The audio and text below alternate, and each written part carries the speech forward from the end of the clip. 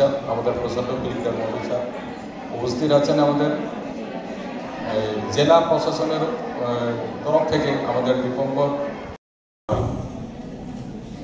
তার মানে নারীদের সমানে নিয়ে আসার জন্য, সমানভাবে সমান অধিকার দেওয়ার জন্য, সমান গুরুত্ব দেওয়ার জন্য, এই সমাজটাকে যদি উন্নতির পথে নিয়ে যেতে হয়, আমাদের সরকার যেটা আমাদের সরকারের যেটা উদ্দেশ্য যে এক দেশ মহান দেশ হবে, ভারতবর্ষ মহান রাষ্ট্র হবে, আমাদের এক ত্রিপুরা শ্রেষ্ঠ ত্রিপুরা হবে, তার জন্য মহিলাদের ভাগিদারিত্ব খুব জরুরি।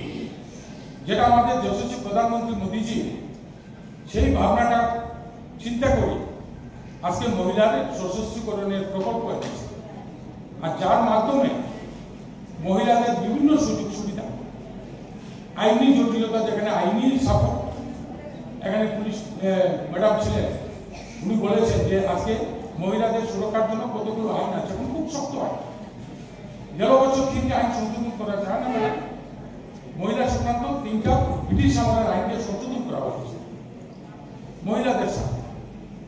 তো মহিলাদেরকে এগিয়ে নিয়ে যাওয়া, আজকে স্বাবলম্বী মানে এসএইচজি গ্রুপের মাধ্যমে অনেক মহিলা গ্রুপ নিজের পায়ে দাঁড়াতে পারছে, লাখপতি দিদি তৈরি হচ্ছে আমাদের রাজ্যে। তো এগুলো হচ্ছে মহিলা সশক্তিকরণ, সবে মাত্র শুরু। আমরা ওই জায়গাতে যেতে হবে যেখানে আমরা সমানে সমানে থাকি।